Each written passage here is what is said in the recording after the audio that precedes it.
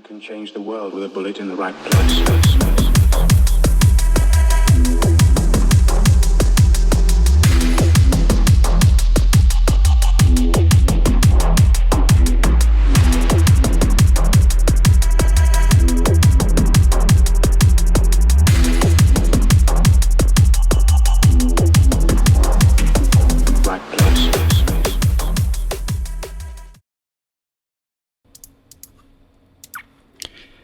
Hey there guys, welcome back to ARTFX Studios. This is a video I tried to record for 2 times already and both times audio was screwed up, so I'm trying it out with my other mic.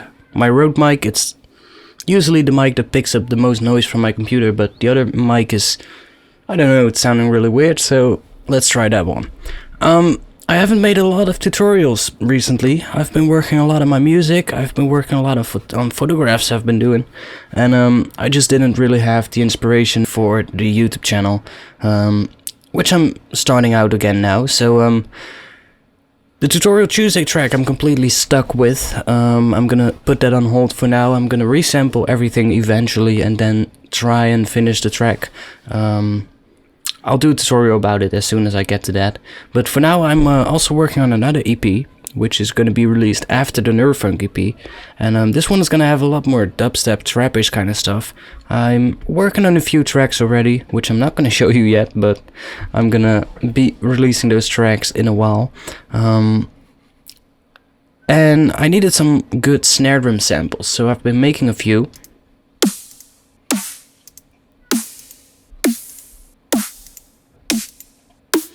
So those sound all pretty good. So let's get started. I started with that snare, which is a horrible sounding snare from the Vengeance libraries. I think it's from the Vengeance dubstep library. Snare number 234, if you want to get the exact same one. Then I've got the Aus clap number 7 from the Break Tweaker library. Sounds really good. Much better than the Vengeance sample, actually. And then I took a little bit of white noise, which I also have in here, but that's just some white noise from Operator.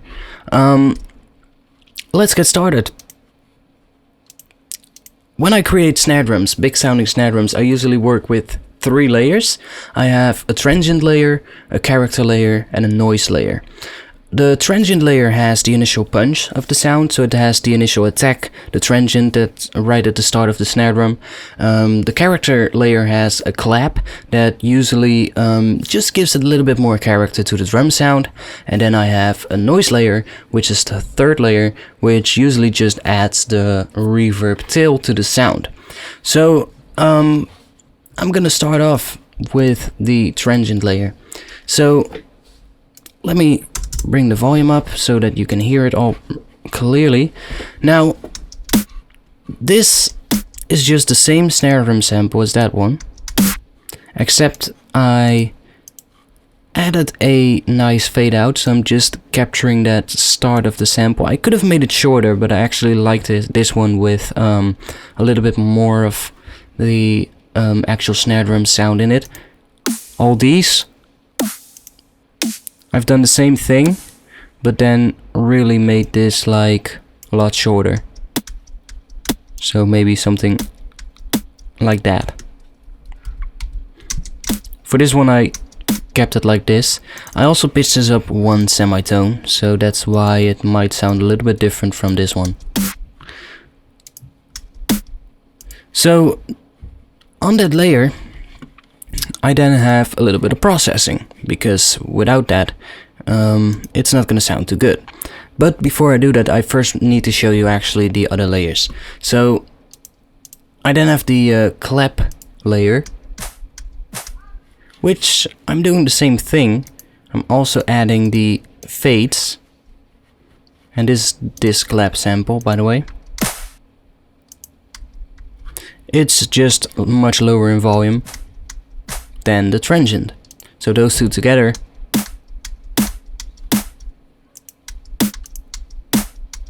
already make the drum sound a lot better.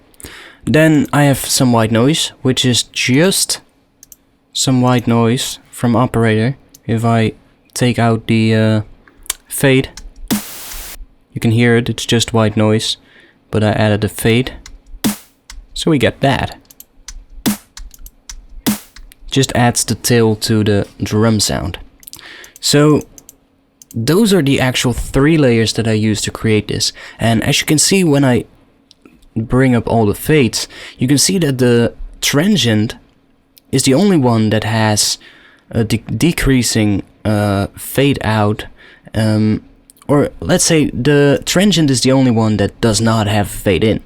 So what I'm doing is I'm fading in the other 2 layers while the transient is playing, so that during the transient, and that's this part of the snare drum before the lower frequency waves start kicking in, so this mush of frequencies over here, that's the transient, and I basically just fade out the other layers so that this transient has as much headroom as possible, so that it can be brought up to an as loud level as possible. Because when you don't do that, you basically stack multiple transients on top of each other.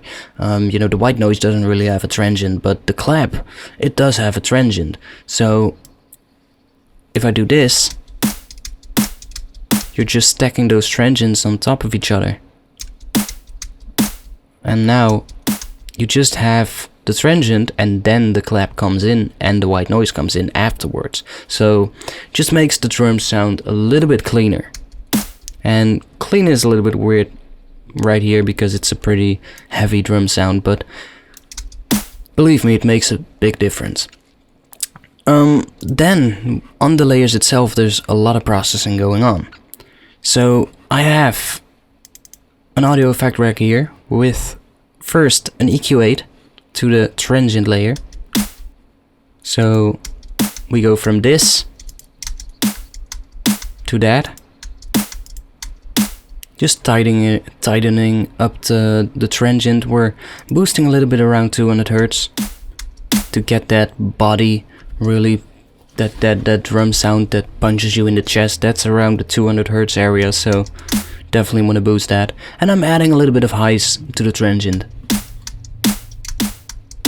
So then I'm adding some glue compressor, just some compression. Makes the transient a little bit less loud, but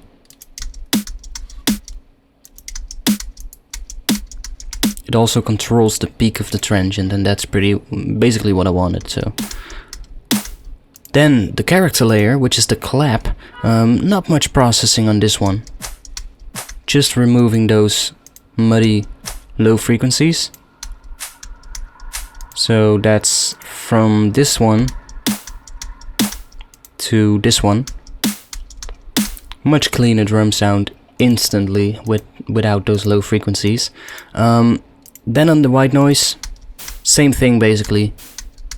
Just taking out the low end and boosting a little bit of the highs.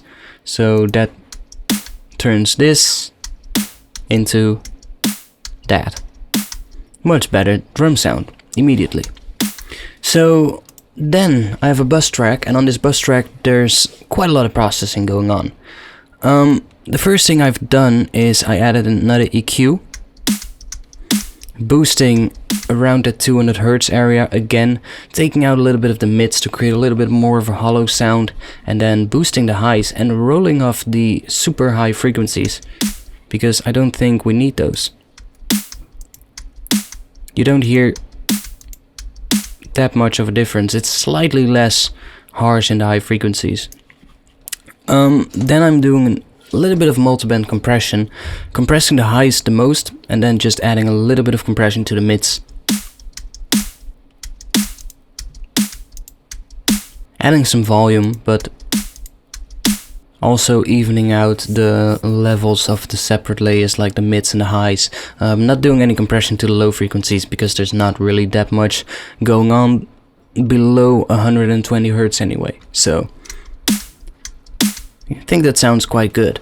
Now then I have a transient shaper, and the transient shaper is really important. This one I'm adding attack And if I turn the drive off, you can see what happens. Look at the decibel meter right here at the end. This is before the transient shaping. It's well below 0 dB. And then this is with. It's suddenly right at 0 dB. That is because I'm adding a lot of the attack. It makes the attack of the snare drum much more pronounced. But then I'm bringing up the drive and look at the decibel meter right here. We're sort of like back at where we were before the transient shaper. But the transient itself does get pronounced a little bit, and that's what I was going for. Then a camel crusher, just adding some tube distortion, a little bit of Mac, and adding some compression, and that will make it into that. Much louder. And then I have the big brother of Camel Fat, which is Camel Crusher, which is Camel Fat, doing some tube distortion, a little bit of Exciter and a little bit of Mac, adding some normal compression, not in the fat mode, and that's it. So now we are actually at 0 dB, and I could stop right here, but that's not what I'm gonna do. I'm gonna bring this one down to -10 dB, so we're back at that level. And one characteristic thing of these kind of snare drums, if for instance if you listen to a Skrillex track, you can hear that there's a lot more reverb to the sound, to the snare, than just this. So what I've done is I've sent the noise layer into a reverb track, which is right here, and that's just Valhalla Room. Valhalla Room on the clear chamber preset. I played around a little bit with these settings to make it in the way I want, and I'm also sending a little bit of the snare bus track into the reverb, so we're getting a little bit of the transient and clap into the reverb track, but most of it is just a noise still. Then I'm EQing that reverb so that we only have the high frequencies left, and then I'm just adding a glue compressor, no compression, just boosting it so that we bring that reverb up, and now we have that long reverb tail. But that's not all. There's a little bit more processing going on, and that's right here in the master track. So I have another Camel Crusher. This one, again, just a little bit of tube compression and a little bit of tube distortion and a little bit of compression on the fat mode again. So going from that to that actually makes it a little bit quieter, but it did make a difference. It did sound a little bit better in the final end because of that additional distortion that we get on it. Then a tube tech, soft tube CL1B. It's another compressor.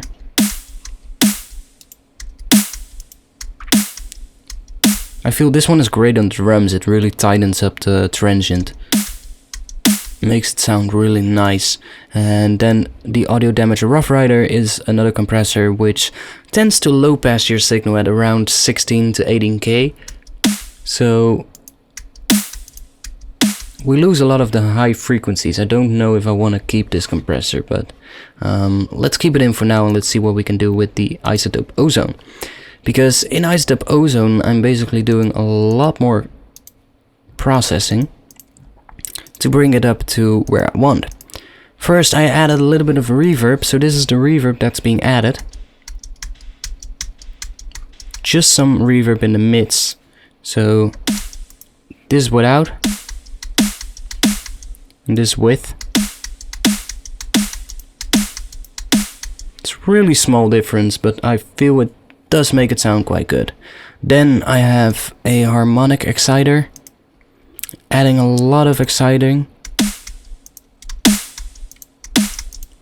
and this brings back those high frequencies that we lost with the Rough Rider. I just like the character of the Rough Rider on the transient and the balance between the transient and the tail of the drum sound. I feel the Audio Damage Rough Rider really does a great thing at keeping the transient intact, but also, I don't know, it's hard to describe, but I just like the sound of that compressor. So even though it low passes your signal, you know, I just bring those back up with the tube exciting.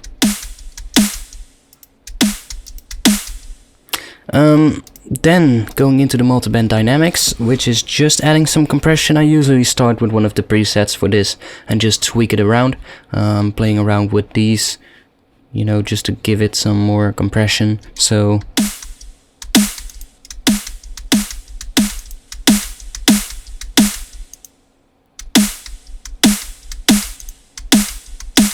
and it's set to the mid-side mode, which is quite interesting.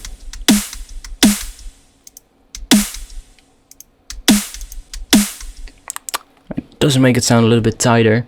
Then the stereo imaging, not really doing too much over here, usually just taking down a little bit of the stereo in the width on the mid frequencies, and usually boosting a little bit in the highs. But on the other hand, just using this to see if there's anything weird going on, which I don't think it is, so looks pretty good. Maybe just do a little bit. Then I have the post equalizer. Now the post equalizer by default is behind the spectrum and the loudness maximizer in the signal chain. What that's gonna do, if you're gonna use the maximizer and then gonna use the equalizer as well, you tend to get clipping because the EQ is behind the maximizer. So I like to take that and just move it in front of the loudness maximizer so that we don't get any clipping, and I can use this EQ to shape the sound. So this before the EQ and this after. I'm adding a bit of the highs and I'm adding a lot of the mids as well. And actually adding some more mud around the, what is it, 660 hertz area.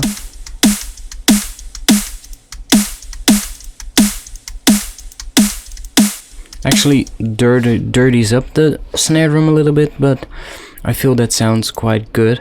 And then finally, of course, the loudness maximizer. So if you have your volume turned up, turn it down right now, because this does the final thing, bringing the level up. And it's bringing it up with almost 8 decibel. So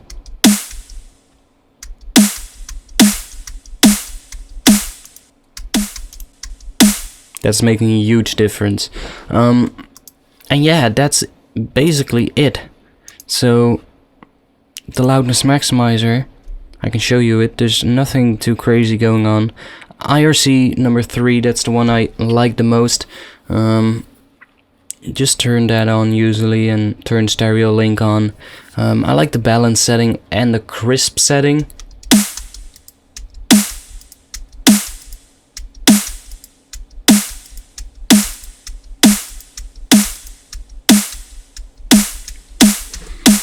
Let's do the crisp, sounds quite good. Clipping also sounds good.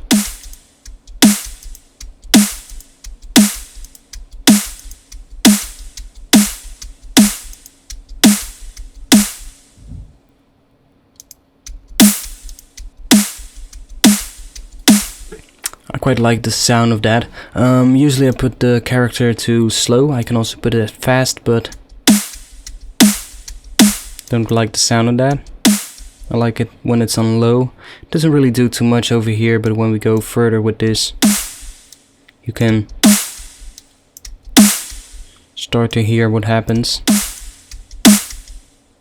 But I'm gonna keep this at 8. So there you have it. That's how you turn this snare drum and this clap into a pretty heavy dubstep snare drum that sounds like this.